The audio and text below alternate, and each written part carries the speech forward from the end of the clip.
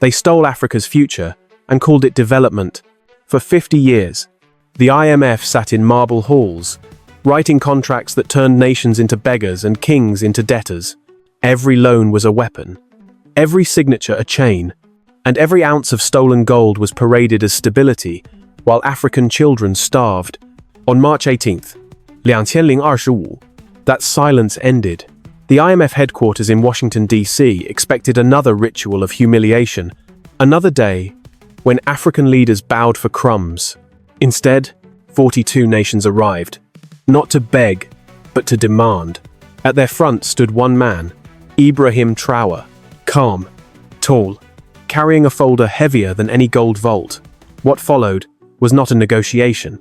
It was an indictment. Documents older than half the delegates revealed a crime so vast it could not be denied. Operation Golden Leash, the blueprint for economic slavery, signed by the very people preaching sustainable development. In that moment, the mask cracked, and the world glimpsed the truth. Africa had not been poor, it had been robbed. The question now was not whether the IMF could survive. The question was whether the entire global order could withstand the fire Ibrahim had just lit. For decades, Burkina Faso, Ghana, Senegal, and Nigeria were dismissed as case studies in failure. Landlocked, corrupt, hopeless. At least, that was the Western story. What was rarely told was that each crisis carried the same fingerprints: loans written to fail, interest rates designed to spike, austerity policies that cut deeper than famine itself, hospitals closed, schools collapsed, currencies devalued overnight, all in the name of fiscal responsibility. And yet, African remembered. Grandmothers whispered of the gold that once filled vaults in Accra, Lagos, and Ouagadougou. Grandfathers told stories of trains loaded with ore, bound for European ports. Poverty, they said, was never Africa's inheritance. It was manufactured. By 2025, the cracks in the old narrative were impossible to plaster over. Too many young Africans had traveled, studied, built networks. They saw that their continent's wealth was not gone.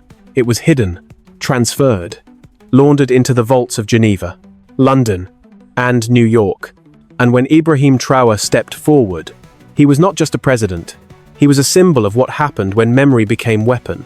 Inside the IMF chamber that morning, the tension was thick enough to choke. Christina Georgieva, in her immaculate suit, smiled like every director before her.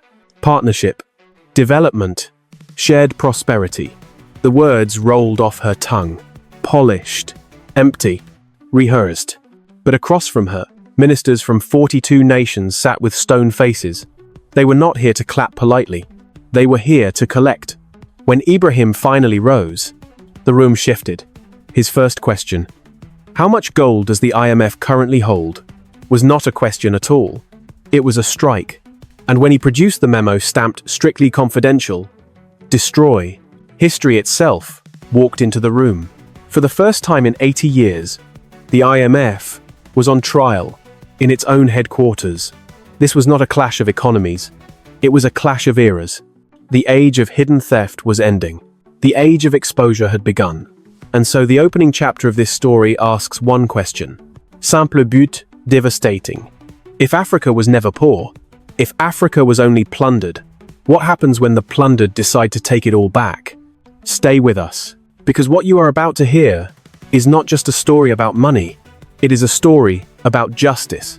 If this story moved you, don't just watch, be part of it. Leave your thoughts in the comments. What do you think Africa's future should look like? And if you believe in truth, justice, and voices that refuse to be silenced, hit subscribe and turn on notifications. Because this is only the beginning. What comes next will shake the world. 2 years. That was how long Ibrahim Traore had waited for this morning. 2 years of silence, of sleepless nights, of meetings held in basements and desert tents. 2 years of gathering documents smuggled out by sympathetic clerks, of chasing witnesses who once signed IMF contracts, but now lived in shame.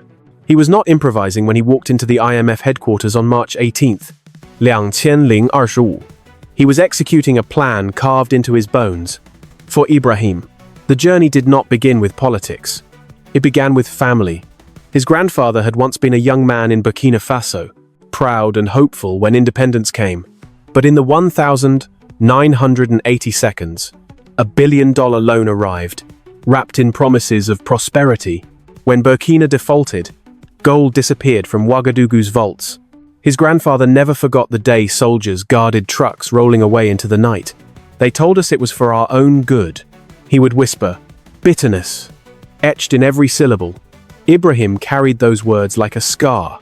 He grew up among stories like that. Mothers selling land to pay impossible taxes. Fathers leaving to find work in mines controlled by foreign companies. Every tale pointed to the same silent thief, the IMF. But when Ibrahim studied economics, he realized it wasn't just theft. It was strategy. A trap designed with precision. A cycle meant to last forever.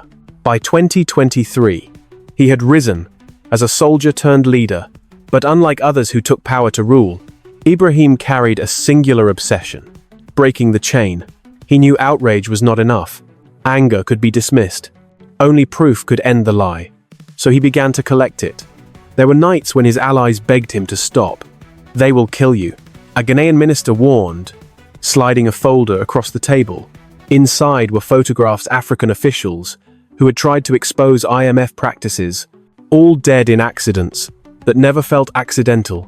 Ibrahim studied the faces, closed the folder, and said quietly, "Then we must be faster than their bullets." Piece by piece, the puzzle came together. He found a memo dated 1971, stamped "Strictly Confidential, Destroy." He discovered a progress report from 1982, cold and clinical, describing how much gold had been seized through structured defaults. He traced signatures, famous Western names now honored with academic chairs and statues, signatures that in reality authorized theft. But the most dangerous discovery was not on paper. It was scientific. African scientists, ignored for decades, had developed a harmless isotope treatment that marked every gold bar mined on the continent. Invisible to the naked eye, but permanent, indestructible. From 2018 onwards, every African nation began quietly marking its reserves. No one at the IMF noticed. No one at the Bank of England suspected. Yet, in Ibrahim's hands, this became a weapon sharper than any gun. When the IMF announced its so-called Gold Collateral Initiative in 2024, Ibrahim smiled for the first time in years. The trap was finally closing.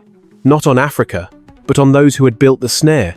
He gave the order, prepare the evidence, synchronize the lawsuits, ready the device, and now, here he was, 6'2", shoulders squared, a simple dark suit contrasting with the polished marble around him. Behind him sat ministers from Nigeria, South Africa, Kenya, Ghana. They were not here to bow. They were here to collect. Christina Georgieva's speech droned on about sustainable development and partnership. Ibrahim watched her lips move, her hands slicing the air, her golden buttons gleaming under the lights. He wondered if she realized those buttons had once adorned a uniform in Addis Ababa, melted down, recast, and sewn onto her designer jacket. She smiled, as if she held the power. She had no idea the room had already shifted. When she finished, polite applause rippled. Then Ibrahim rose. The room seemed to tilt. He did not rush. Every movement was deliberate, heavy, inevitable. He placed a folder on the table. It landed with a sound louder than any applause. "Madame Director," he began, his voice calm, low, but edged like a blade. "Before we discuss your proposal, I have a question." He let the silence stretch. "How much gold does the IMF currently hold?" The question was not a question. It was a crack in the facade, a signal that the game was over. IMF officials shifted nervously. Cameras blinked. And Georgieva, unprepared, answered. That was when Ibrahim opened the folder. Inside lay the first document, the first strike, the first cut into a body already diseased. And as he raised it for all to see, he knew the trap was finally springing shut. He leaned forward, eyes never leaving hers. "And that, Madam Director," Ibrahim said, his voice carrying through marble and glass, "is just the beginning." The silence in the IMF chamber was heavy, but Ibrahim knew silence was only the beginning. He had not come to whisper. He had come to wound. Slowly, He unfolded the first of many pages. Ghana. 1983. The projector whirred to life, spilling grainy photographs across the marble wall. Long queues outside, shuttered banks, children carrying jugs of water under a blazing sun, soldiers with rifles standing beside armored trucks. And there, captured in a blurred photograph, the hollow eyes of Finance Minister Kwame Mensah, a man who had once believed in independence, now watching his country's vaults empty into foreign hands. They offered Ghana $1 billion. Ibrahim said, his tone measured, but his words cut like blades. The terms looked generous, but the interest was tied to a basket of currencies controlled in London and Washington. When those rates spiked, default was guaranteed. Ghana lost 45 tons of gold. The loan was worth $1 billion. That gold is worth $3 billion today. A stir ran through the delegates. Papers rustled. Voices whispered. But Ibrahim did not pause. He turned another page. Nigeria. 1991. The slide changed. Photographs of crumbling factories, unfinished hospitals, and teachers protesting for wages. The loan was for industrial growth. The conditions cut subsidies, slash wages, privatize everything. When Nigeria defaulted, the IMF seized 60 tons of gold, and yet the story told to the world was different. They said Nigerians were lazy. They said poverty was our fault. He let the words hang. The accusation was not just against the IMF, it was against the lie that had shaped half a century. At the far end of the table, an elderly man rose shakily. His hands trembled, but his voice carried weight. I was there, he said. Senegal. 1998.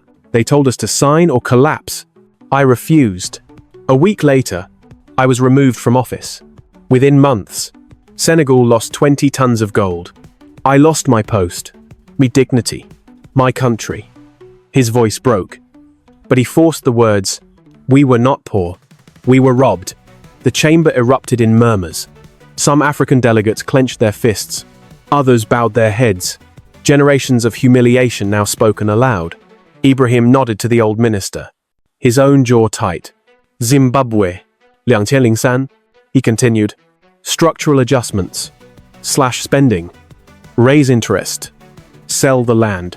When famine followed, when children died, they blamed mismanagement. But the truth, another Zeitzure, 20 tons gone. He paused, scanning the faces of the IMF board, pale, tight-lipped, shifting in their chairs. They look less like masters now, and more like defendants. This is not coincidence, Ibrahim said softly, but the softness made it harder. This is design, 50 years of the same pattern. Impossible loans, manufactured defaults, Goldzeitures, over 1,200 tons taken from Africa. Enough to build railways across the continent. Enough to feed every village. Enough to give our children futures stolen before they were even born. He closed the folder, the sound echoing like a gavel in a courtroom. On the African side of the chamber, tension gave way to rage. A delegate from Kenya slammed his hand on the table. This is not partnership. This is theft. Yes, Ibrahim answered, calm again, his voice a counterweight to the storm. But theft, dressed in suits. Theft written in legal language. Theft disguised as help. On the IMF side, Kristina Georgieva started straight ahead. Her fingers tightened around her pen until her knuckles whitened. A lawyer leaned close, whispering urgently in her ear. But she did not move. Her lips pressed thin, her eyes betraying panic. She was the face of an institution now cornered. And then Ibrahim spoke again. Slower now, each syllable heavy. For decades, we were told our misery was our fault. That Africans were corrupt, lazy, incapable. But here is the truth. Poverty was engineered. Our debts were traps. Our failures were staged. Our gold was stolen. The room froze. Even the translators hesitated, their voices cracking in their microphones. Ibrahim lowered his head slightly, his voice dropping to a whisper that still carried through the vast chamber. How many more secrets, he asked, are buried in their vaults? The chamber vibrated with tension. Delegates whispered, fists clenched, papers shuffled. But no one dared move too quickly. They had seen the theft, the contracts, the signatures, That alone could have sunk reputations. Yet Ibrahim knew reputation was not enough. He wanted something undeniable. He reached into his briefcase and pulled out a small black device. Rectangular. Metallic. Its edges polished like obsidian. In the sterile lights of the IMF headquarters, it gleamed like a relic from the future. Ibrahim held it aloft for all to see. "Do you know what this is?" he asked. The IMF officials frowned.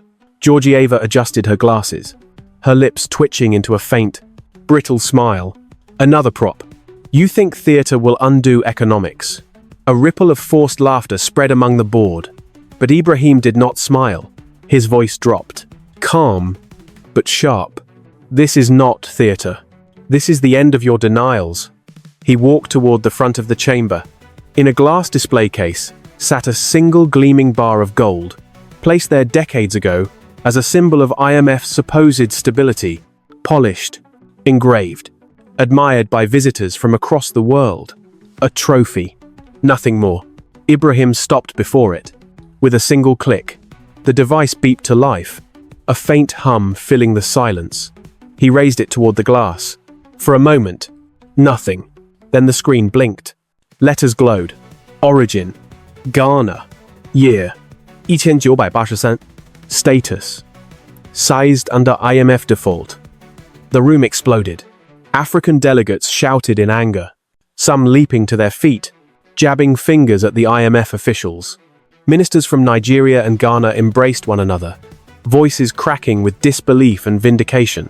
One shouted, "Our children went hungry for this." Another cried out, "This is the proof we prayed for." The IMF side, pale and rigid, collapsed into panic. Lawyers scribbled furiously. One official muttered into his phone, voice trembling. Georgieva froze, her eyes locked on the device, as if it were a dagger pressed against her chest. Ibrahim held the device higher. "This is isotope tracing." In 2018, African nations quietly began treating every ounce of gold with a harmless but permanent marker, invisible to the naked eye, indestructible by fire. No chemical process can erase it. Every bar, every coin, every speck of dust carries its origin like a birthmark. He lowered his voice, letting the weight sink in. "For 50 years, you thought we were ignorant, that we would never know where our gold went. But the gold remembered. And now, so do we." The IMF's chief legal counsel stood abruptly, his voice cracked, louder than he intended. "This is outrageous. You cannot prove that bar is Ghana's. There are procedures, chain of custody, international law. Law." Ibrahim cut him off. "Do you want me to scan the vaults of the Federal Reserve, the Bank of England, the Swiss National Bank? We already have. Would you like me to read the numbers aloud?" The counsel's mouth opened, then shut. He sat down heavily, his face ashen. Ibrahim continued, his eyes fixed on Georgieva. "We have traced your thefts to the gram. The Federal Reserve, 400 tons. The Bank of England, 350. The Swiss National Bank, over 500. All marked. All African. All stolen." The words struck like hammer blows. The chamber, once a theater of IMF control, had turned into a courtroom, and the defendants were squirming in their chairs. Ibrahim paused, remembering the night in 2018 when he had first seen the demonstration. A Ghanaian scientist placed a bar of gold under a scanner, and glowing symbols had appeared. Origin, date, mine of extraction. He had leaned forward, heart pounding. "So it remembers," he had whispered. "Yes," the scientist said, "gold does not lie." That night, Ibrahim had smiled for the first time in years. Now, standing in Washington, he smiled again. He placed the device gently on the table beside his folder. "For decades, you dressed theft in the language of partnership. You hid crime beneath economic jargon. You called yourselves guardians of stability. But atoms do not bow to your contracts. Atoms do not care for your signatures. Atoms tell the truth." He let the silence stretch. Then he leaned forward, his voice a whisper that reached every corner of the marble chamber. "For half a century, you treated Africa as a mine with no memory. But the gold remembered. And now, the world will too." His gaze locked on Georgieva. She tried to speak, but the words caught in her throat. Her carefully rehearsed control had shattered. "And that, Madam Director," Ibrahim said, his tone sharp as a blade drawn from its sheath, "is just the beginning." The device still glowed on the table. Proof, beyond denial. But Ibrahim was not finished. He reached once more into his folder and withdrew a yellowing document. Its edge brittle, its cover stamped in bold red. "Strictly confidential. Destroy after reading." The chamber stilled. Even the translators faltered, their voices dropping to whispers. "This," Ibrahim said, holding the paper aloft, "is the beginning of your crime." He unfolded the document slowly, deliberately, as though unsealing a coffin. The projector lit up with the first page. Words written in the cool, detached tone of bureaucrats who thought their plans would never see daylight. Operation Golden Leash, 1971. The title alone sent murmurs rippling through the African delegation. Ibrahim began to read aloud. "By structuring loans with complex financial terms that exceed the capacity of developing nations to interpret, we ensure default." Default triggers collateral forfeiture, specifically of gold reserves. By repeating this process across multiple cycles, we can gradually centralize global gold under IMF control. The words landed like bullets. No euphemisms, no pretense of goodwill, just a blueprint for enslavement. He turned the page. Recommendation: use technical jargon to mask predatory terms. Employ Western-educated African economists as intermediaries to legitimize agreements. If resistance occurs, apply diplomatic pressure or incentivize regime change. The room erupted. Ministers from Nigeria and Kenya shouted in rage, pounding their fists on the table. A South African delegate stood, trembling with fury. "You orchestrated our misery. You wrote it down, like instructions for theft." Ibrahim lifted another sheet, this one stamped 1976. Implementation report. He read, "Ghana default achieved as scheduled. Collateral acquisition 45 tons. Public narrative. Structural weakness. Recommendation expand model to Nigeria and Senegal." Gasps filled the air. He pulled another. 1982 progress review. Success in Nigeria. Structural adjustment accepted. Resistance minimal. Gold secured 60 tons. Estimated value increased threefold by 1990. Recommendation scale project globally. A delegate from Senegal slammed his chair back and stood. His voice shook with memory. "I was forced to sign. I was told it was partnership. Now I see it was a leash." Ibrahim nodded solemnly, then projected one final document. A 2019 memo, stamped with Christina Georgieva's own signature. The words froze her in place. Phase 7, the final harvest. Target, the complete seizure of all African gold reserves by 2030 through debt cycle engineering. Approved and initialed. C. Georgieva. The chamber roared. African delegates shouted accusations, some weeping openly. Georgieva's face drained of color, her lips moving soundlessly. The weight of her own name, projected on the wall, was crushing. "This is not my signature," she stammered at last.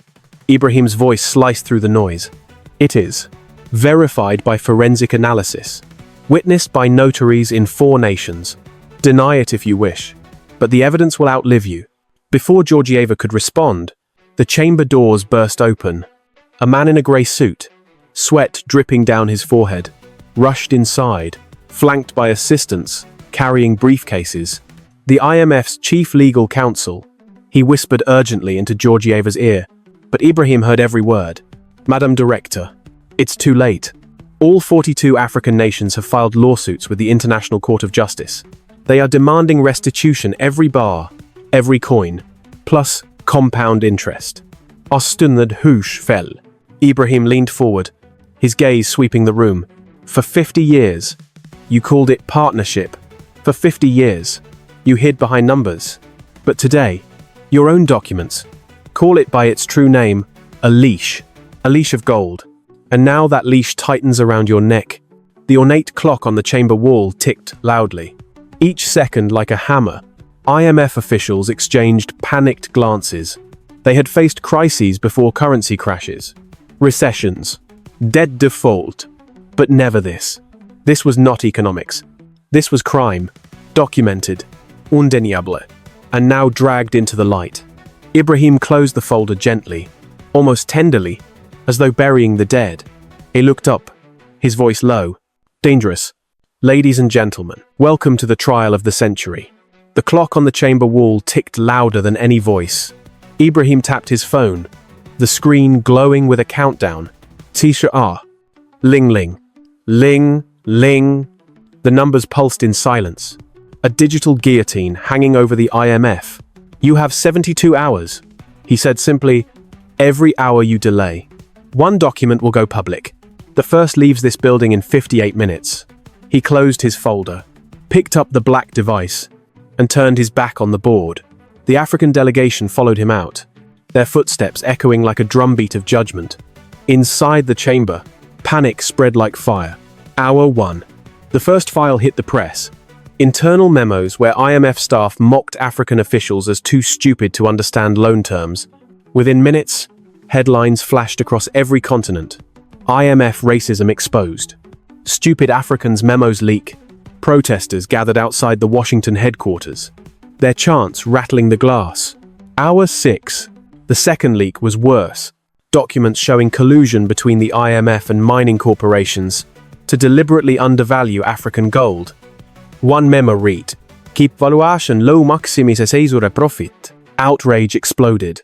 Not just in Africa, but in Europe and Asia. Markets trembled. The word fraud was whispered on trading floors. Hour 12. A bombshell. Swiss bank accounts linked directly to IMF staff, filled with kickbacks from seized gold. Screens across the world replayed one line again and again. Deposit received. Africa compliant. By dawn, thousands filled the streets of Geneva, demanding the banks open their vaults. Inside the IMF headquarters, chaos reigned. Lawyers barked orders. PR teams drafted statements, then shredded them minutes later. Georgieva, pale and rigid, stared at the countdown screen. 59. Ling ling. Ling ling. 58. 59. 59. Time was their enemy, and Ibrahim was its master. By the second day, the storm had gone global. Protesters camped outside embassies. In Paris, students waved banners reading, "Better poor than thieves." In London, crowds occupied the steps of the Bank of England, chanting, "Return the gold." In New York, Times Square blazed with hacked billboards. Africa remembers. Television anchors struggled to keep pace. This is unprecedented. One admitted, the IMF is not just accused of mismanagement, but of running an organized theft ring. Markets spiraled. The euro slipped. The pound cracked. The dollar wavered. Traders begged for reassurance. But reassurance required trust, and trust had evaporated. Hour 36. The fourth leak struck directly at the heart of the West. Evidence of U.S. Treasury officials pressuring African leaders into IMF deals. Emails showed threats of sanctions, travel bans, even covert operations. Overnight, Washington's moral authority collapsed. By now, Ibrahim was no longer just a president. He was a force of nature. News networks carried his every word. Children in Lagos wore t-shirts with his face above the words, "Truth is wealth." In Nairobi, murals appeared overnight. Gold bars painted with blood dripping down. Hour 48. The protests reached Washington. Thousands gathered outside the IMF headquarters. Africans, Americans, Europeans, Asians together. Not a protest of one continent, but of humanity. They carried placards. Stolen wealth. Stolen lives. Justice delayed is justice denied. Police lines wavered. Cameras caught officers lowering their shields. Inside the White House, panic turned to fear. The president paced. The Treasury Secretary held a trembling phone in his hand. At last, it dialed. The call was routed through secure channels. In a quiet hotel room 2 blocks from the IMF, Ibrahim answered. His voice was steady, almost casual. "Yes, President Traore." The secretary began, his tone urgent. "Surely we can find a solution that avoids destroying the international financial system. The system is already destroyed." Ibrahim replied, It was never stable. It was a crime syndicate in marble halls. We are only exposing the crime. The secretary hesitated. If the IMF collapses, the shockwaves could topple everything. You'll bring down the entire order. Then we will build something better. Ibrahim said, his voice sharp as iron. Something clean. Something that does not bleed us dry. The line went silent. On both ends, the world shifted. By hour 72, the IMF board was fractured. Some begged for negotiation. Others demanded resistance. But the countdown was relentless. Each second ticked louder, echoing across markets, governments, and streets. And as the final hour approached, one truth became impossible to ignore. The most powerful economy on earth had the most to lose. But what happens when the hunter discovers he is the prey? By the 72nd hour, the IMF no longer resembled a fortress. It looked like a collapsing dam, cracks spreading faster than anyone could seal them. The countdown had ended, but the damage was irreversible. The world had seen too much. Inside the Washington headquarters, exhaustion clung to the air. Suits were wrinkled, teeth loosened, eyes bloodshot. For 3 days, the officials had fought not with numbers, but with panic. Now they sat slumped around the board table, listening to the relentless pounding of protesters outside. The chants were faint through the thick glass, but their rhythm was unmistakable. Thieves, thieves, thieves. The first resignation came quietly. A French board member, his voice trembling, announced he could not stay. "My government will not defend theft," he muttered, sliding his resignation letter across the table.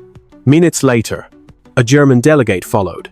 By the end of the day, 5 more had gone. The exits were like dominoes. Once the first fell, the rest could not hold. Georgieva tried to project calm, but her mask was cracking. Her aides whispered updates. Another country withdrawing support. Another scandal hitting the press. Another minister refusing to defend her name. She snapped at them, her tone brittle, her gesture sharp. But the more she fought, the more she looked like a drowning woman thrashing in deep water. Then came the blow she could not deflect. Switzerland, once the quiet custodian of IMF wealth, announced it was freezing all IMF-related accounts pending investigation. The words hit the chamber like thunder. Switzerland was the bank of last resort. If even they turned, then the edifice was gone. Georgieva slammed her fist on the table. "This is madness. We are the guardians of stability." A delegate from Ghana leaned forward, his voice calm, almost pitying. "No, Madame Director, you were the guardians of theft." The silence that followed was worse than shouting. Even her closest allies would not meet her eyes. Outside, the protests swelled. By nightfall, the IMF headquarters was surrounded. Drums pounded, flags waved. Some carried bars of painted wood dripping with red paint, symbols of stolen gold and blood. Others carried placards with her names scrawled in black. Georgieva, the golden thief. By the third night, the board called an emergency vote. It was swift, almost merciless. 23 votes for removal, 3 abstentions, none in her favor. Kristina Georgieva was stripped of her post, escorted from the building, not with ceremony, but with silence. Cameras caught her leaving through a side door, face pale, hair disheveled, bodyguards shielding her from the jeering crowd. The woman who once spoke of sustainable development was now the face of plunder. Inside the building, the remaining board members huddled in fear. The fortress was gone. The marble walls felt less like protection and more like a prison, trapping them as the world demanded answers. Markets trembled again. Trust evaporated. Governments called emergency meetings. In London, Parliament erupted with accusations. In Washington, senators demanded inquiries. In Paris, crowds marched, not against Africa, but against their own leaders, shouting, "Where is our gold? What else have you stolen?" The IMF had survived recessions, defaults, even worse. But this was different. Wars could be spun as politics. Defaults could be framed as bad luck. This was crime, naked and exposed. And crime destroys not just balance sheets, but belief. Ibrahim, watching from his hotel suite, said little. He did not gloat. He did not celebrate. He simply waited. He knew the fortress would collapse from within. He had only shown the cracks. As dawn broke on the 73rd hour, his phone rang. The number was blocked, but the voice was unmistakable. An IMF emergency director. Voice raw with defeat. We agree to your terms, the man whispered. Ibrahim leaned back, his gaze steady, his tone calm. All of them, a pause, a sigh of surrender, all of them. But Ibrahim did not hang up. He had one more demand. Then prepare your admission. The world will hear the truth from your lips. The line went silent. Outside, the chants grew louder. The fortress had fallen, but the reckoning had only begun. When the surrender came, it was not announced with words, but with silence. No press conference, no polished statement, just a sudden shift in tone. The IMF, stripped of its armor, agreed to the unthinkable. The transfer of all 814 tons of gold into African hands. The logistics of such an operation were staggering. Vaults in Washington, London, and Zurich were opened under the eyes of auditors, cameras, and armed guards. Each bar catalogued, lifted, and packed into steel containers. Outside, convoys of armored trucks lined the streets, their engines rumbling like an army on the march. But this was not an army of conquest, it was an army of return. Planes painted in the blue and green of the African Union took off one after another. Each carried a cargo so heavy the runways trembled under their wheels. Live television feeds showed the moment when pallets of gold were rolled into the bellies of cargo planes. Commentators whispered in awe, "This is history. This is the reversal of centuries." In Addis Ababa, the city prepared like it was waiting for royalty. Streets were cleared. Crowds gathered in silent anticipation. And when the first plane touched down, its wheels kissing African soil, a cheer rose that shook the air. Fire trucks arched fountains of water over the runway, a salute not to power, but to justice. The bars were unloaded slowly, deliberately, each one lifted by gloved hands and placed onto waiting trucks. Television cameras zoomed close, capturing serial numbers, weighing scales. Every detail broadcast to the world. The message was clear. No secrets, no shadows. Africa would not repeat the sins of its oppressors. Then came the moment that changed everything. As technicians scanned the bars with isotope detectors, one machine began to beep erratically. The crowd leaned forward. A gold bar was sliced open, and gasps filled the hangar. Inside the glittering shell was not solid gold but tungsten. Heavy, worthless tungsten. The camera zoomed in, showing the dull grey core beneath the thin layer of gold. The announcer's voice shook. Fake. The IMF vaults contained fakes. The revelation hit like a thunderclap. If some bars were fake, how much of the IMF's wealth was illusion? How many governments had been balancing their economies on counterfeit metal? The scandal deepened in real time. One by one, more bars were tested.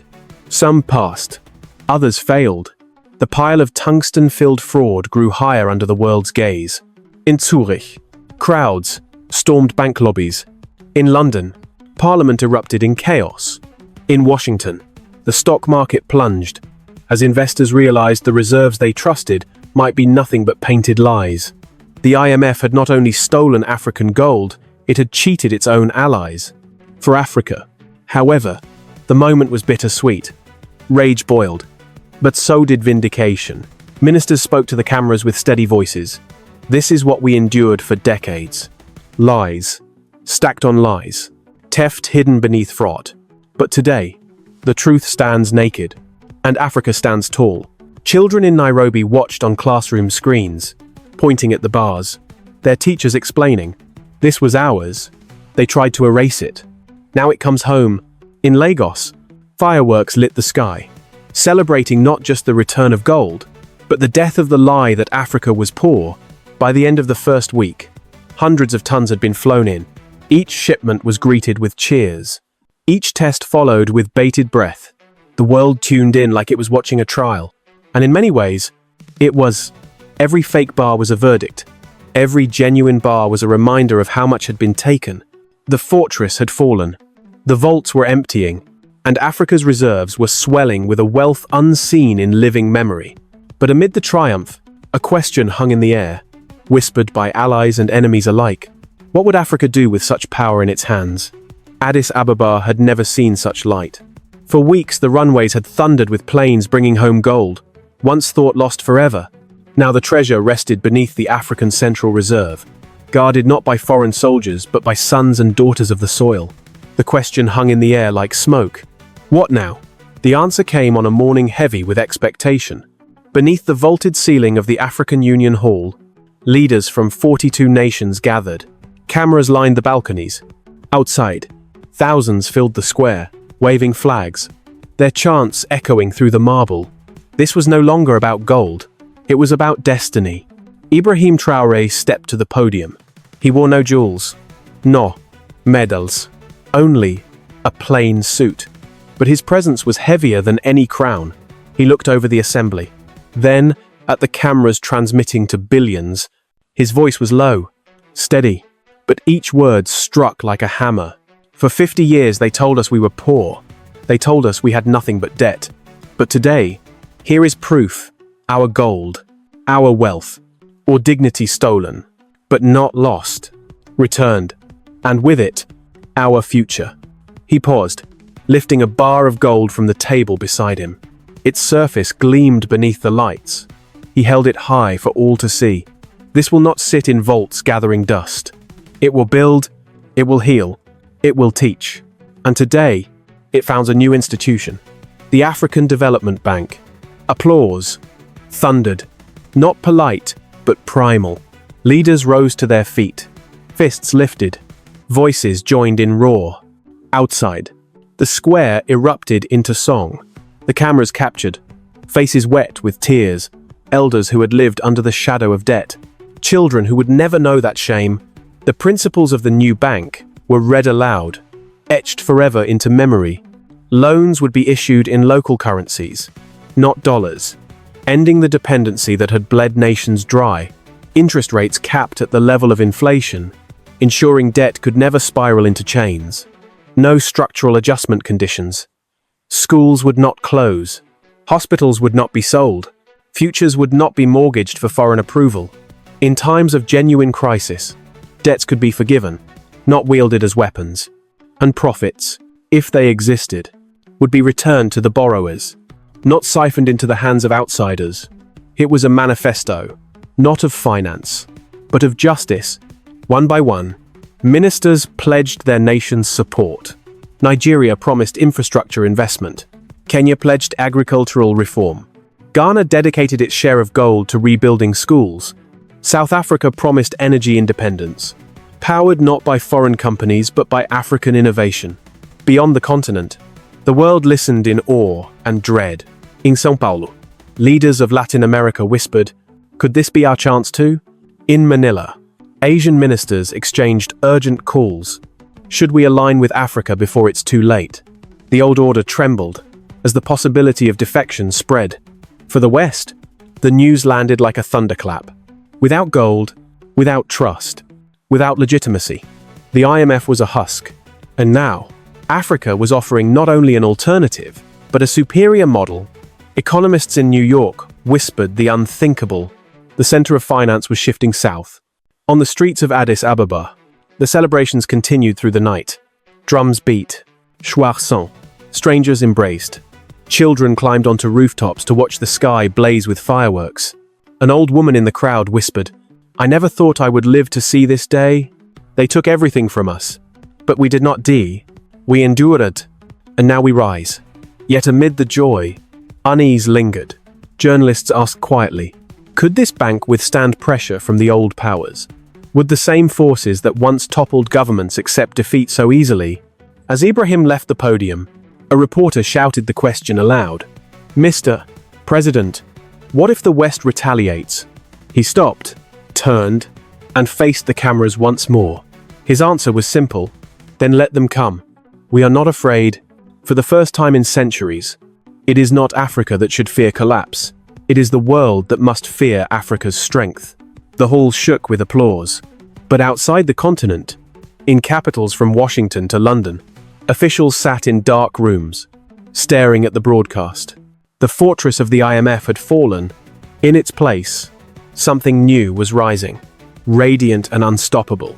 And for the first time, the world asked in trembling voices, what if Africa succeeds?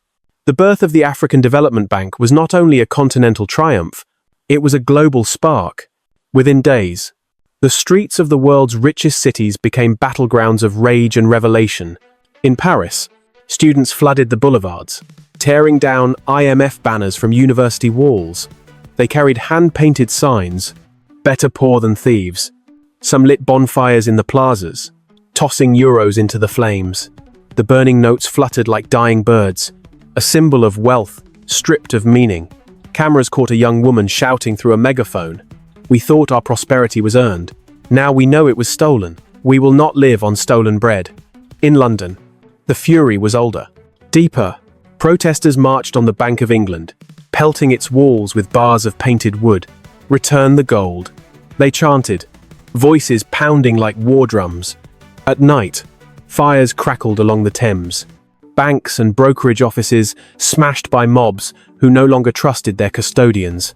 The city, once the world's proud financial district, looked like a war zone.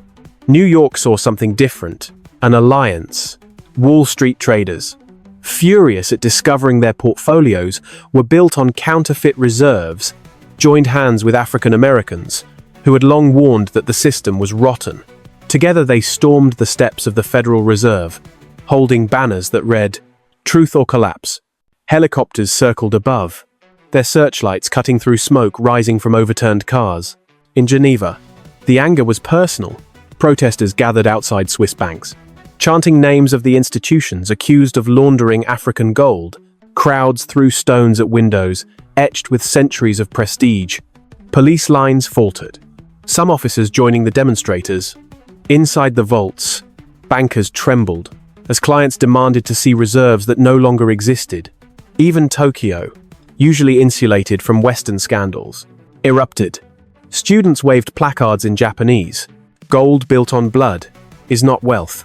Crowds filled Shinjuku Crossing, blocking traffic for hours, chanting in rhythm, "Africa remembers. Asia will not forget." The fury was not just against the IMF, but against governments that had protected it. In parliaments across Europe, ministers faced shouts of betrayal. You knew, opposition leaders screamed. You knew the gold was stolen, and you let it continue. Cabinets fractured, resignations piled up, polls collapsed overnight.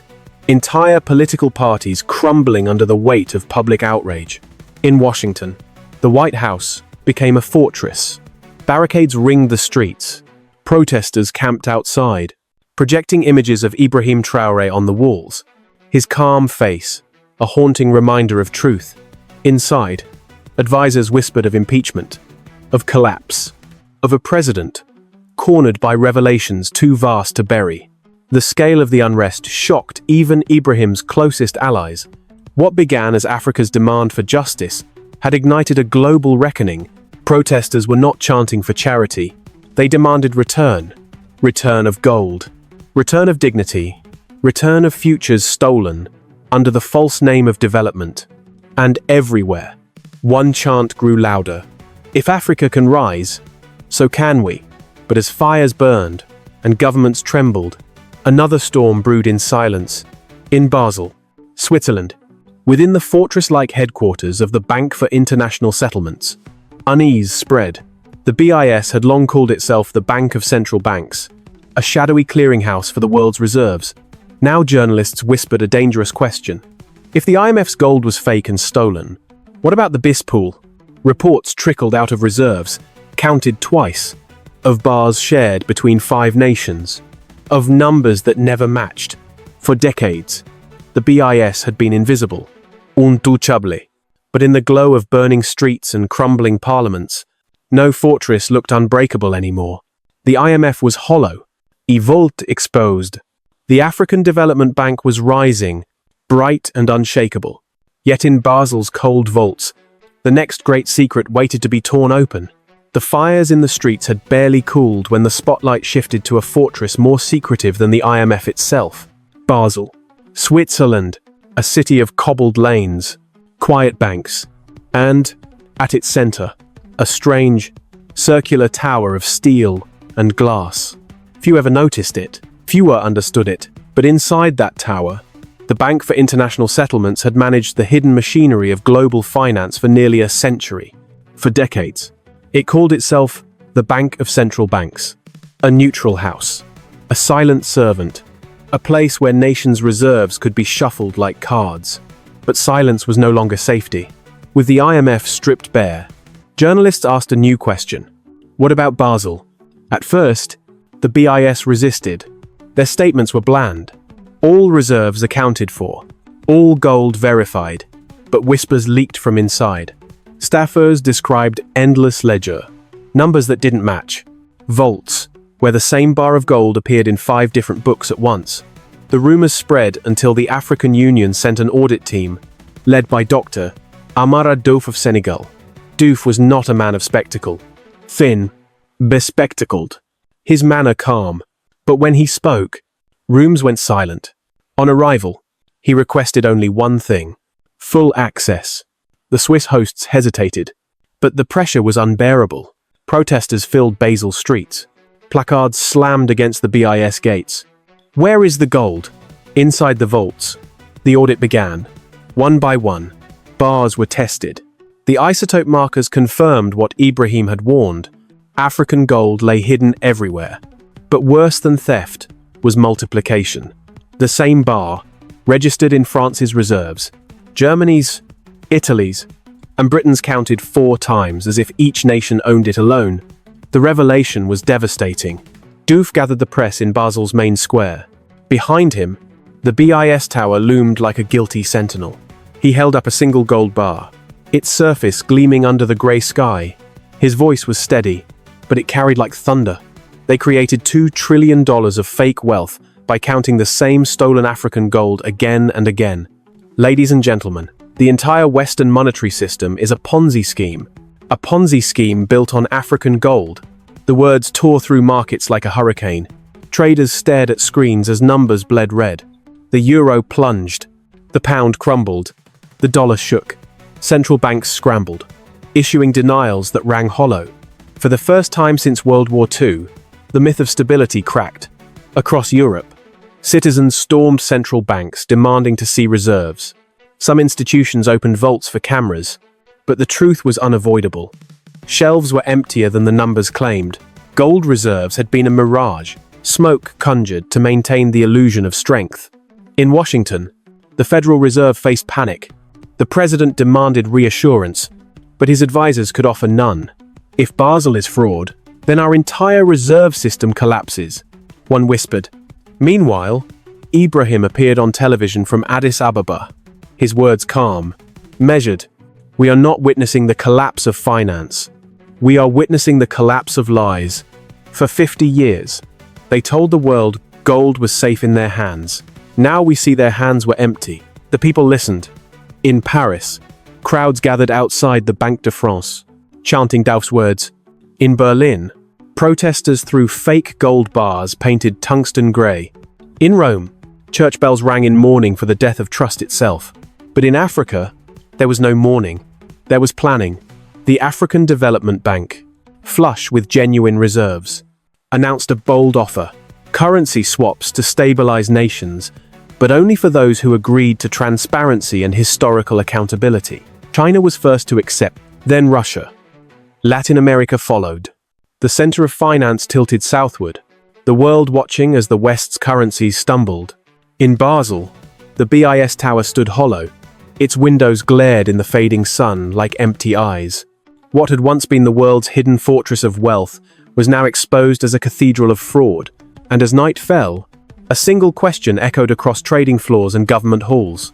If the Western system was collapsing, what new order would replace it? The answer, whispered in Addis Ababa, was already waiting. The Basel panic had cracked the fortress walls. Now the tremors reached every capital, shaking thrones, parliaments, and presidencies. For decades, the world had accepted a simple truth: that the West's wealth was stable, clean, and unassailable. That truth now lay shattered, like glass, underfoot. In Beijing, the Politburo gathered in secret, documents piled high on the table, Isotope reports detailing the origins of their reserves. 40% of China's gold, the scientists admitted, bore African markers. A silence hung heavy until President Xi broke it. Better shame today than collapse tomorrow, it declared. Days later, he appeared on national television.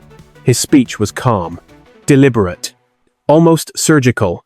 China received 300 tons of African gold through channels we should not have trusted. We will return it with interest.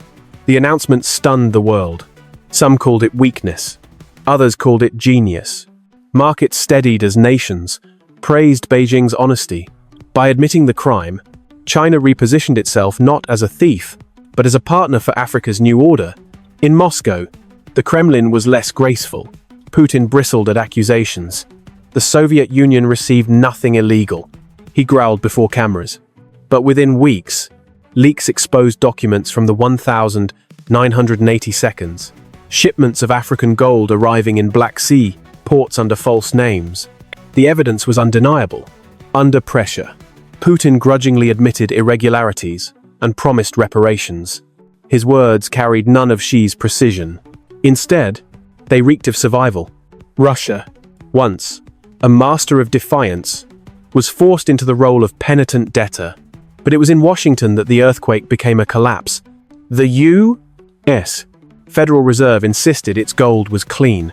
The Treasury issued statement after statement, repeating the mantra, "Our reserves are intact, our integrity beyond question." Yet Ibrahim had prepared for this.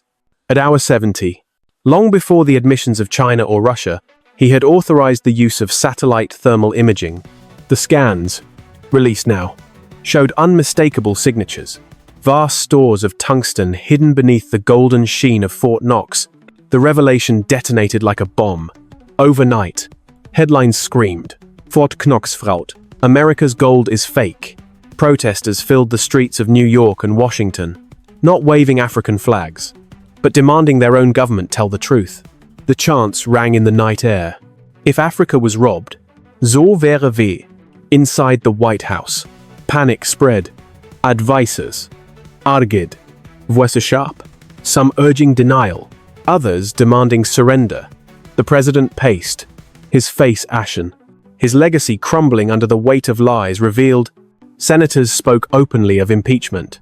The myth of American supremacy, built on gold that was never theirs, was dissolving in the eyes of their own people.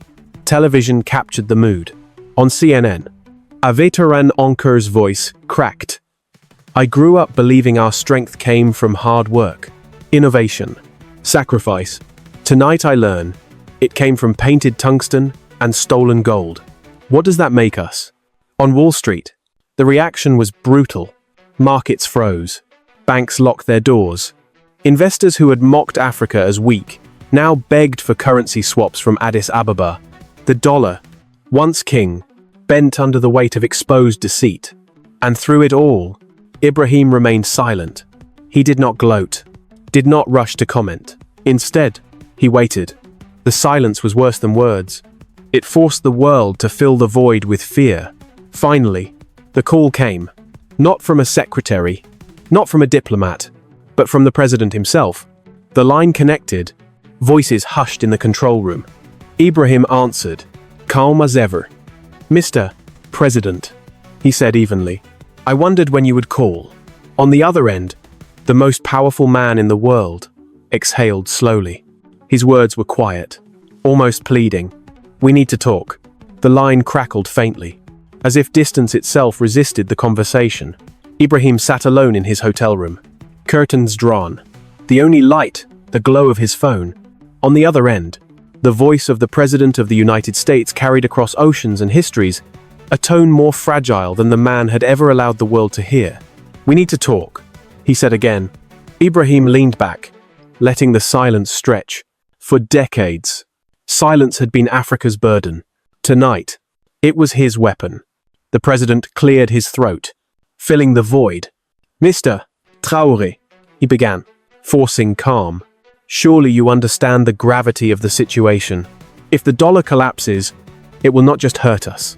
It will bring down the entire global economy, including Africa." Ibrahim's reply was a whisper of steel. "Mr. President, the global economy already collapsed. It collapsed when your banks filled their vaults with stolen gold. We are only sweeping away the rubble. The president hesitated. He tried again, shifting from reason to threat. Without our cooperation, your new bank will be isolated. You cannot build a system without us. Ibrahim chuckled softly. Isolation? It is not Africa that stands alone tonight. Look at your streets. Look at your people. They no longer believe in your gold, your dollar, or your promises. Who, then, is isolated? The president's voice hardened. Be careful, Ibrahim. America still commands power. You cannot imagine. For the first time, Ibrahim raised his voice. Firm and unyielding. Power. Your planes ran on oil bought with stolen money. Your weapons built with stolen uranium. Your currency propped up by stolen gold. Tell me, Mr. President, what power remains when the theft is stripped away? The silence was brutal. On the other end, advisors whispered frantically, but the president pressed on, dropping from threat to plea. What do you want? He asked quietly. Everything, Ibrahim said simply. Every ounce of gold that carries African markers. Every cent stolen through false debt. Every apology owed to every generation you robbed. That's impossible, the president muttered. No, Ibrahim corrected him. It is inevitable. For a moment, the line was filled only with breathing. Then the president shifted again, his tone softer, almost human. Mr. Traore, if we fall, the world falls. There must be a middle ground. We need time. Ibrahim shook his head. You had time, 50 years of it, and you spent every second tightening the leash. This is not a negotiation. This is justice. Justice does not wait for the guilty to feel ready. The weight of the words pressed through the line. The president, once the voice of authority on the global stage, sounded smaller, diminished. Finally, he said, then at least meet me, face to face. Neutral ground. We can look each other in the eye and see if there is a path forward. Ibrahim considered it. Outside, he could hear faint chants from the protesters in Washington. Their voices carried through the night air. Justice was no longer a whisper. It was a roar. At last, he replied, very well, but understand this. Mr. President, you will not be meeting an African supplicant. You will be meeting the representative of 42 nations, of 1 billion voices, of centuries of silence broken. Do not mistake the venue for your home field. Wherever we meet, it will be our ground now. The president exhaled, a long sigh of resignation. Then, let's arrange it. The line went dead. Ibrahim placed the phone on the table, staring at the blank screen. For the first time in history, the most powerful man in the world had asked Africa for mercy. And mercy was not guaranteed. Reykjavik had never felt so heavy with history. Snow fell in slow, silent drifts, blanketing the city in white, as though nature itself was trying to mute the noise of the world. But it could not. The world's cameras were here, fixed on a low, windowless conference hall by the harbor. Inside, the most powerful empire of the 20th century was about to sit across from the man who had dismantled it with documents. Not bombs. The streets leading to the hall were sealed off. Armored vehicles rumbled in the snow, their engines steaming in the cold air. NATO troops patrolled with tight jaws, though their presence felt symbolic. Now iron machines guarding a collapsing myth, journalists pressed against barricades, their breath misting in the frozen air. Microphones raised as though they might capture even the silence from inside. The President of the United States arrived first. His convoy cut through the snow like a scar. When he stepped out, flashes erupted, capturing his pale face, the deep shadows under his eyes. He had once been the most assured man on earth. Tonight he looked older, smaller, a giant shrinking beneath the weight of revelations. Minutes later, a black SUV rolled to a halt. Ibrahim Traore emerged. Tall, straight-backed, his expression calm, unreadable. The crowd erupted, some cheering, some jeering, all knowing they were watching history. He did not wave, did not smile. He simply walked toward the entrance, every step echoing as though it carried the weight of centuries. Inside, the room was stark, no chandeliers, no carpets, only a long wooden table, 2 chairs, and the hum of the heating system. No aides, no translators, only two men, and the burden of two continents. They sat. For a long moment, neither spoke. The clock on the wall ticked loud, every second stretching. Finally, the president broke the silence. "Mr. Traore," he began, his voice heavy. "The world is unraveling. Markets are collapsing. Our people are afraid. We need stability." Ibrahim leaned forward slightly, his voice calm but sharp. "Stability built on lies is not stability. It is a trap. And you know that better than anyone." The president tried to soften his tone. "If the dollar falls, the shock will destroy not just America, but Africa too. Your new bank cannot shield you from that storm. We must find a compromise." Ibrahim's eyes narrowed. "Compromise? You mean delay. You mean survival for you, and suffering for us.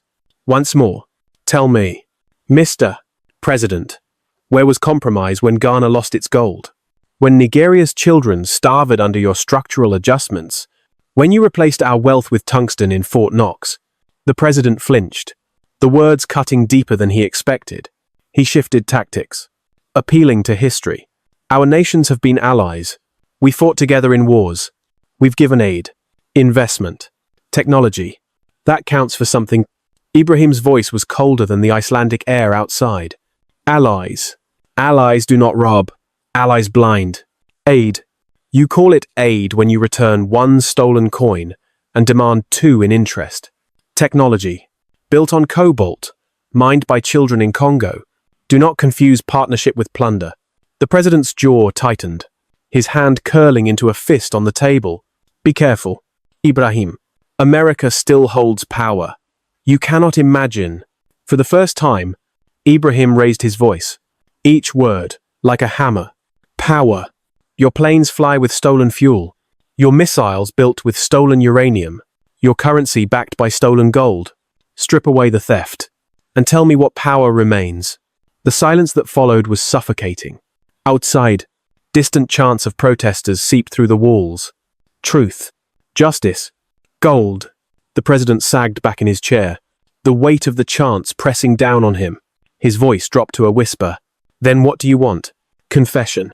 Restitution. Cooperation on our terms. Not yours. This is not negotiation. This is reckoning." "Impossible," the president muttered. "Inevitable." Ibrahim replied. His eyes glinted in the dim light. "You can admit the crime and begin redemption, or resist, and watch your empire collapse under the weight of its own lies." The president's breathing grew ragged. He rubbed his temples, muttering almost to himself.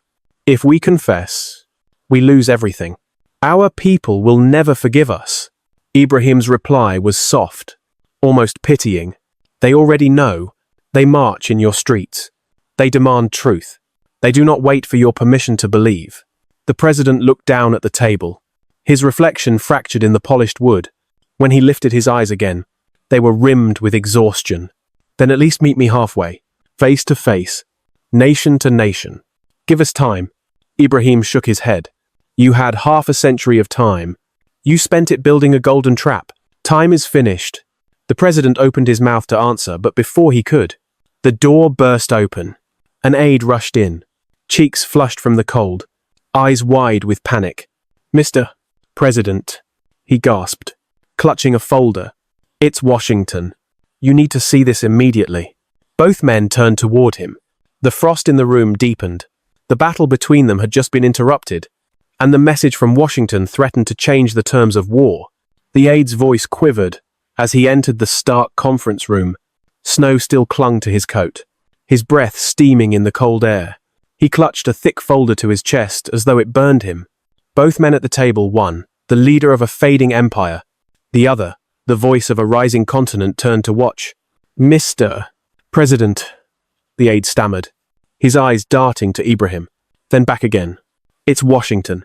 You need to see this immediately." The president gestured impatiently. The folder was placed before him, the seal broken, the pages trembling in his hands. He began to read, his face drained of color, his lips parted. "Washington is under siege." The words hung in the room like frost. The aide explained, his voice steadier. Now, as if reading from memory, crowds have surrounded the capital. Hundreds of thousands. They carry placards. Fort Knox is fake. Give back the gold. No more Lees. States are moving beyond protest. California, Illinois, New York, even Texas. They threaten secession unless the truth about the reserves is revealed. The president's knuckles whitened around the papers. And the National Guard. The aides swallowed. They refuse to act. Units have joined the demonstrators. Soldiers laying down rifles, throwing helmets on the ground. They chant with the crowds. Not in our name. The president slammed his fist against the wooden table. The sound cracked like a gunshot in the small room. Papers flew. Cowards. He spat, though his voice carried more despair than anger. The aide did not flinch. It's worse. Sire, the Joint Chiefs are divided. 3 generals demand an emergency hearing in Congress. They want a full, independent audit of Fort Knox within 48 hours. If you refuse... His voice trailed into silence. The president didn't need him to finish. His nation was unraveling. The empire he commanded was bleeding from within, and no army could stop it. He looked up at Ibrahim, whose expression remained calm, unreadable, as if this collapse had always been inevitable. The president's words tumbled out like broken glass. Are you satisfied? You wanted America humiliated. Here it is. But if my country falls, the world follows. Is that what you call justice? Ibrahim leaned back in his chair, his hands folded, his eyes unblinking. His voice was soft, but it cut through the air like a blade. Your country does not fall because of us. Mr. President, it falls because your people finally saw the truth. You built an empire on illusions. Illusions crumble when light touches them.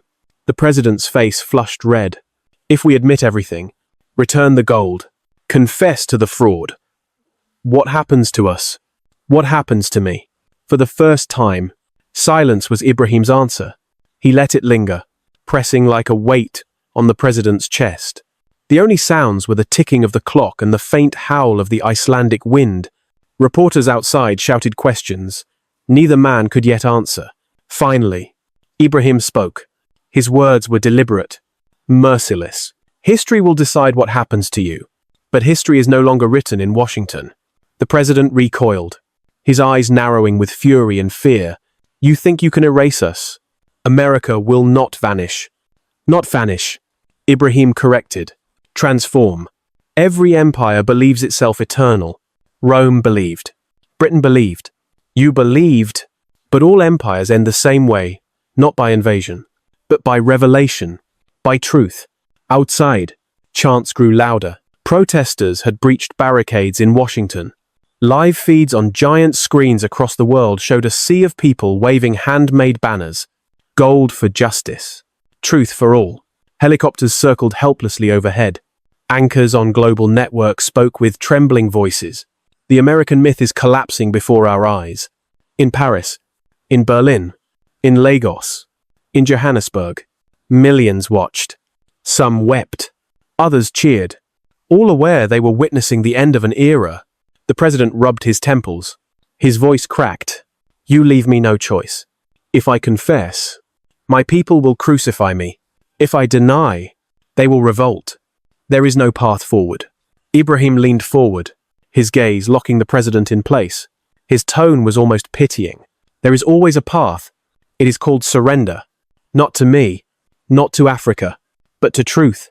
The president exhaled, shallow and ragged. His aide shifted nervously, awaiting orders. But for the first time in his career, the president had none to give. Ibrahim's eyes narrowed, his final words carrying the weight of centuries. Now, Mr. President, he said quietly, shall we talk about surrender? The storm outside beat against the glass like a drum of war. Snow swirled across the Reykjavik harbor, but inside the meeting room, the cold came not from the weather, but from the silence between 2 men.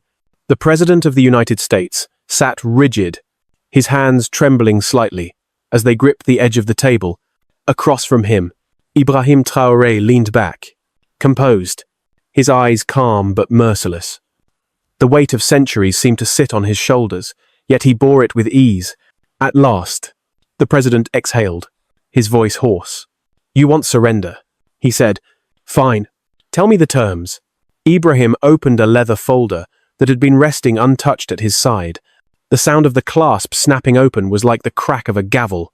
He slid a stack of papers across the table, his tone quiet but unyielding. "4 terms," he said. "Not requests. Not proposals. Terms." The president's jaw clenched, but he nodded stiffly. Ibrahim began. "First, confession. Your government will admit to every theft, every deception, every false audit of Fort Knox, every memorandum of the IMF's golden leash. Not errors, not oversights. A confession, broadcast to the world, from your lips. Without this, there is no trust, no future." The president's eyes darkened. Confession meant humiliation. Confession meant the death of myth. "Second," Ibrahim continued, sliding another page forward. "Restitution of gold. Every African-marked bar in your reserves will be returned. Not in promises, not in digital numbers, but in bars of metal, tested one by one. Every counterfeit revealed will double the debt you owe." The president shifted, anger flashing in his eyes. "You're asking us to strip our vaults bare." "No," Ibrahim replied. "I am asking you to return what was never yours." The words cut deep. The president's hand tightened on the edge of the table until his knuckles whitened. "Third," Ibrahim said, his voice steady as iron. "Restitution in kind. 50 years of interest. Compounded annually. On every ounce. Stolen. You built skyscrapers on our gold. Your citizens lived in comfort while ours starved. That debt will be paid in full." The president shook his head violently. "Impossible. That would bankrupt us." Ibrahim leaned forward. "Then you will learn how it feels to live as we lived. But understand, this bankruptcy is not death. Theft is. And theft has been your currency for half a century." The president's breathing grew heavier. Sweat beaded his forehead despite the chill in the room. Ibrahim's words were not demands, they were sentences. Judgments carved into stone. "And fourth," Ibrahim said at last, placing the final sheet on the table, "apology. Not whispered in private chambers. Not buried in reports. A public apology before the United Nations. The President of the United States will stand before the nations of the world and say, 'We stole, we deceived, we exploited, and we ask forgiveness.'" The president recoiled as if struck, his face flushed red. His voice rose. "You're asking me to kneel before the world. You're asking me to destroy my nation." Ibrahim's reply was soft, almost pitying. "Your nation is already destroyed. The illusion is gone. What I offer you is not destruction, it is dignity. To end as a penitent, not as a criminal dragged in chains." The president's eyes burned. "Do you know what you're asking of me?" "Yes," Ibrahim said. "I am asking for justice. Not revenge. Justice." And this he tapped the papers with one finger. "Slow and deliberate is your last chance at dignity." The room fell into silence. Outside, the wind howled louder, rattling the windows like the growl of history itself. The president's thoughts raced. He saw the headlines that would follow a confession. "America admits theft." He imagined the anger of his citizens, the collapse of his party, the end of his career. And yet he also saw the alternative. A nation torn apart by revolt. Generals refusing orders. States breaking away. The dollar reduced to paper no one trusted. Slowly, the weight of inevitability pressed his shoulders down. His back hunched. His eyes dropped to the table. He was no longer the most powerful man in the world. He was a man cornered by truth. Finally, his lips parted. "I will consider it." Ibrahim's gaze hardened. Not consider. Commit. History waits for no man. The president opened his mouth, but before he could reply, the door burst open. A second aide stumbled in, his face pale, his chest heaving. He held a tablet, thrusting it forward with shaking hands. "Sir," he gasped. "It's New York. Wall Street.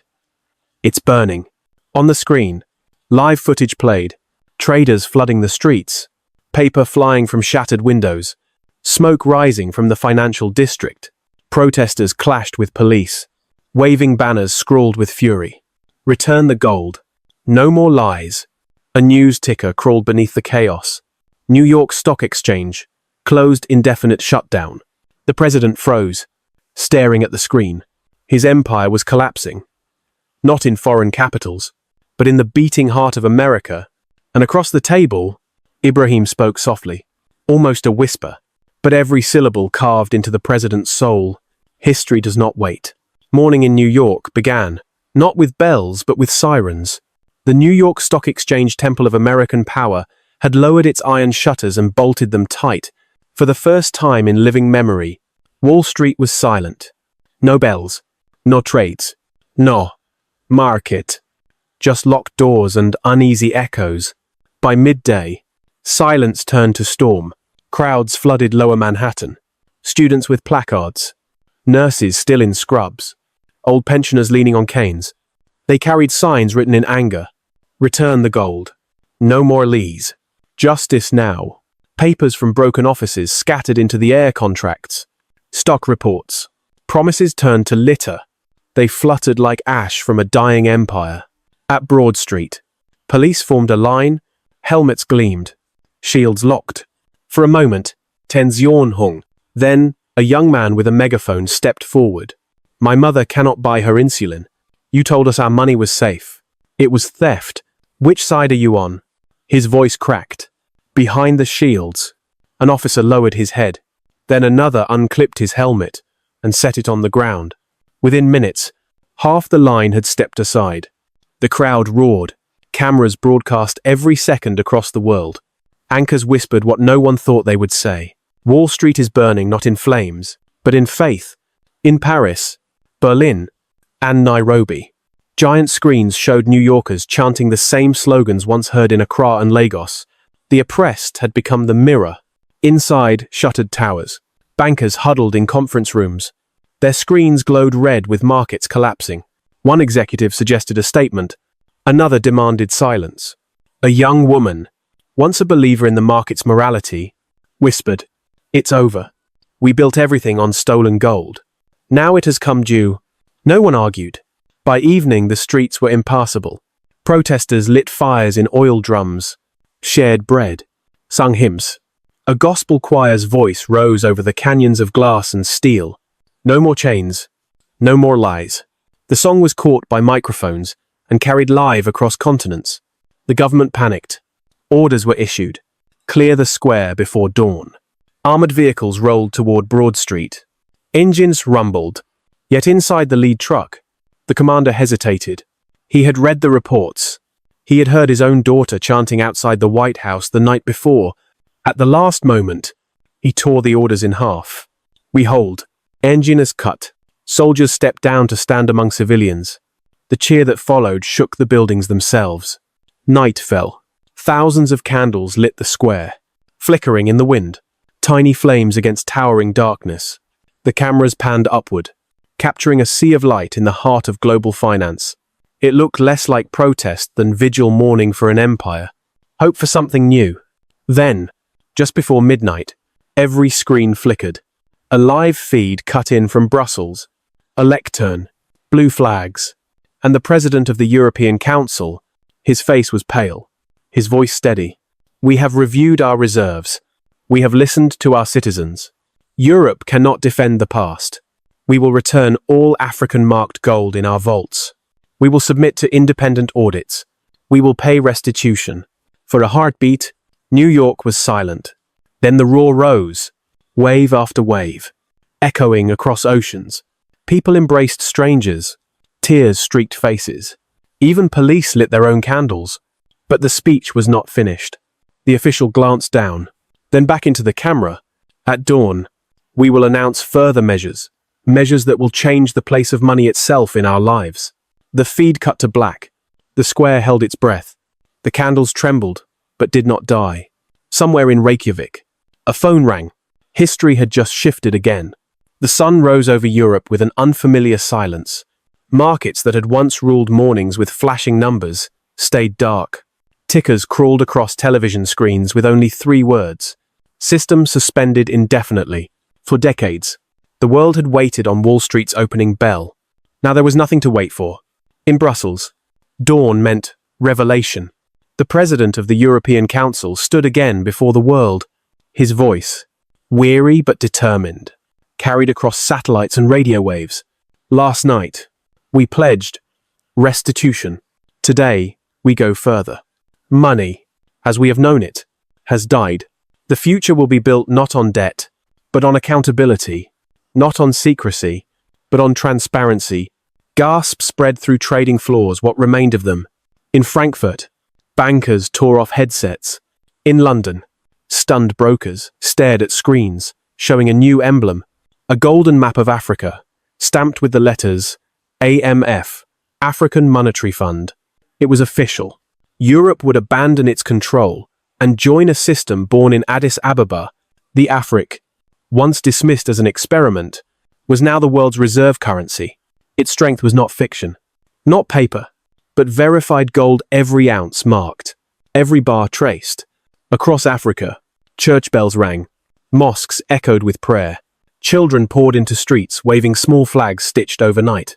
It was not just celebration of wealth, it was vindication of history. For centuries the world had said Africa must beg. Now, it was the world that begged Africa for entry into the new system. In Washington, panic spread. The president's advisors shouted over each other in the Situation Room. If we join, we admit fraud. If we refuse, the dollar dies. One aide whispered the unspoken truth. The dollar is already dead. Silence fell. Cameras caught the president's face that evening, lined, pâle, no longer defiant. Meanwhile, in Beijing, a different scene unfolded.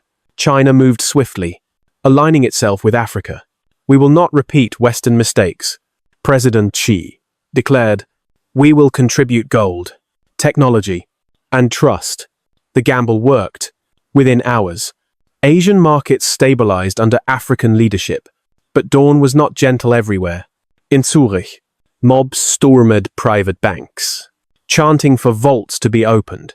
Swiss soldiers refused orders, joining citizens who hammered at bronze doors until locks shattered.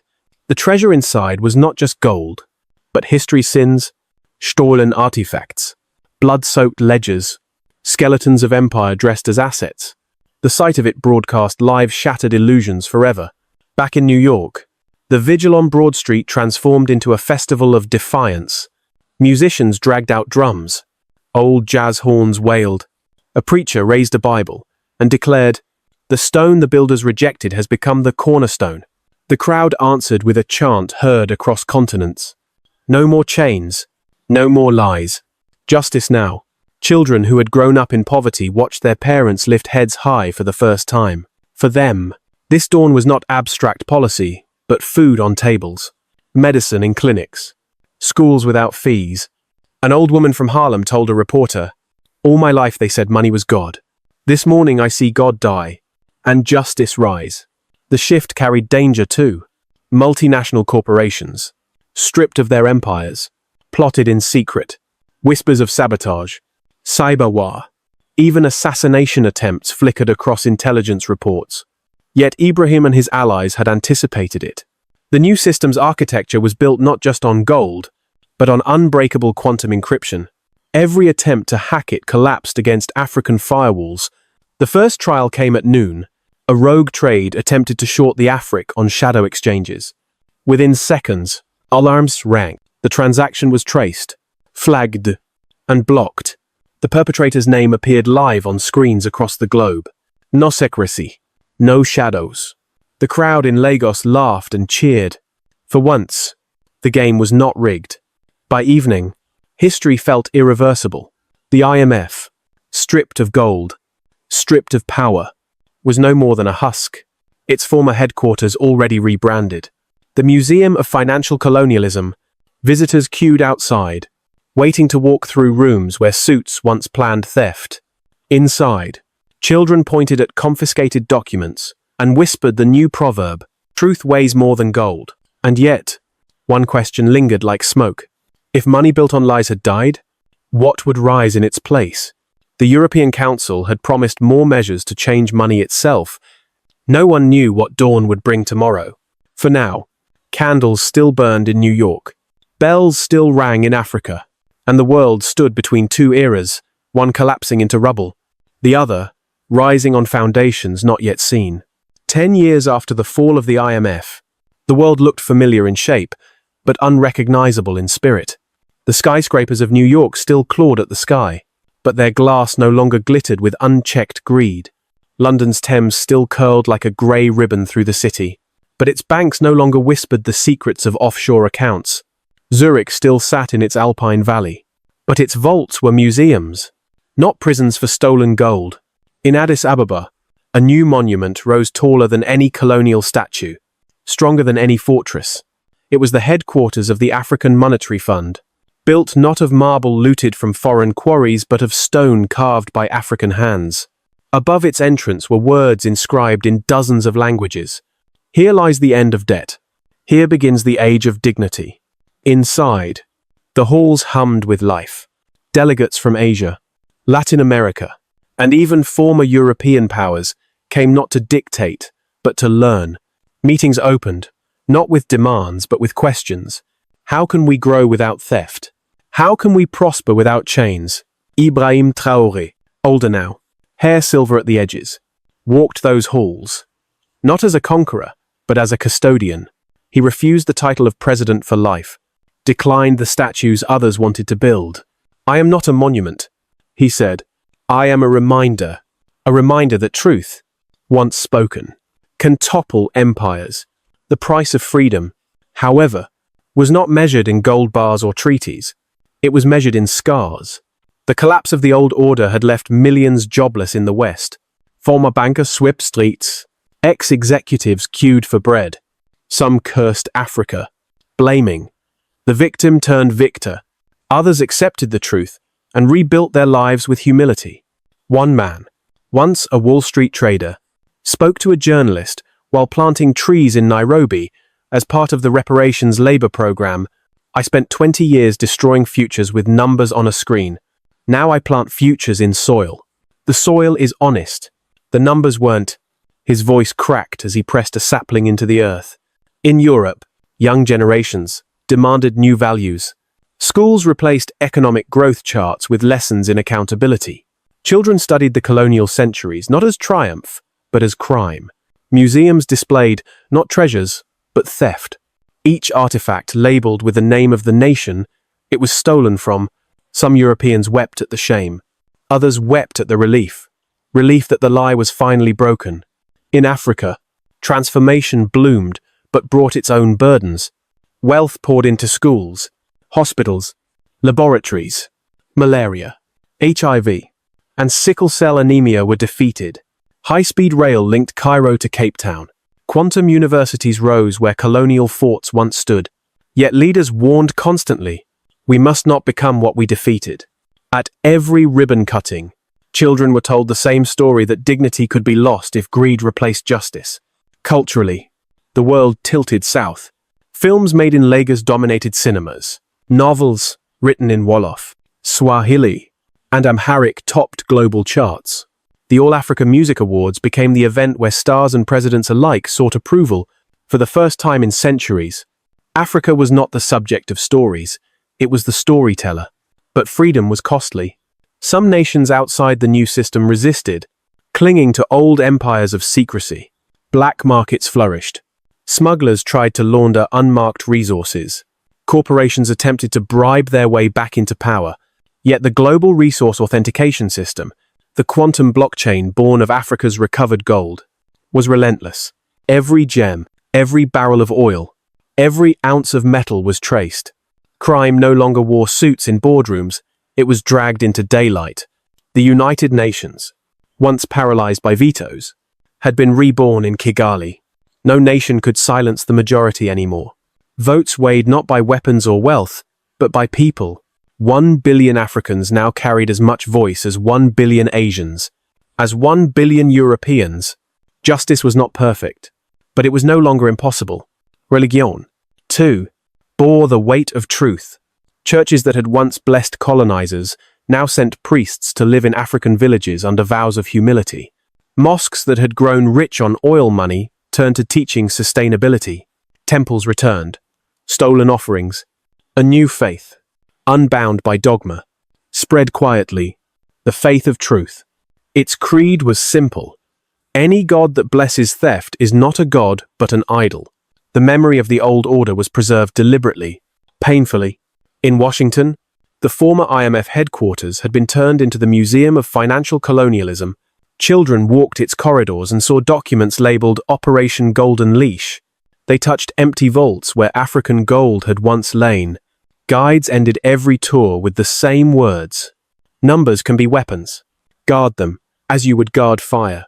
And yet, amidst triumph, Ibrahim reminded the world that victory carried a warning. On the 10th anniversary of the IMF's fall, he stood before thousands in Timbuktu, his voice carried across the desert by loudspeakers and satellites. They called it the Golden Trap. They thought it would catch Africa, but it caught them. Remember this: every trap is also a mirror. The thief who builds it sees his own face when it snaps shut. Do not build new traps in the name of justice, or justice will turn on you. 2. The crowd fell silent. For a long moment, only wind moved the ancient sands. Then a child raised her voice, clear and bright. Justice now. Justice forever. The chant spread like wildfire, echoing across the Sahara, across oceans, across the halls of power. The price of freedom was not just paid in gold or restitution. It was paid in vigilance, in memory, in the promise that the world would not forget. For forgetting was the first step to repetition. As night fell on that anniversary, stars lit the desert sky. Satellites carrying Africa's new networks traced faint paths overhead, glowing like guardian constellations. Ibrahim looked upward, weary, yet resolute. The trap had become a tomb. The tomb had become a foundation. And from that foundation rose not just Africa's future, but humanity's chance to begin again. We were poor because we were robbed. We are free because we remembered. Let no one forget again.